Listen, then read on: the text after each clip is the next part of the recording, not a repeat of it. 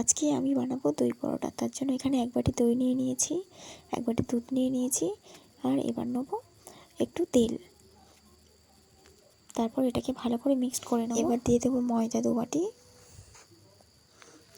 একটু লবণ দিয়ে দেব, তারপর একটু মিক্সড করে নেব। অল্প একটু চিনি দিয়ে দেব। চিনি দেওয়ার পর আটাটা এভাবে মেখে নেব। অল্প একটু তেল দিয়ে মেখে ঢাকা দিয়ে দেবো 10 মিনিট। 10 মিনিট পর খুলে এটাকে লেচি কেটে নেব।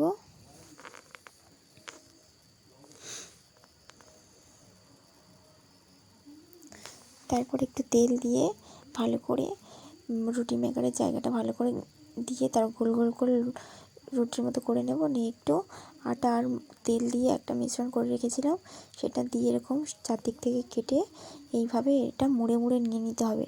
নেওয়ার পরে তেলে ভেজে নিতে হবে।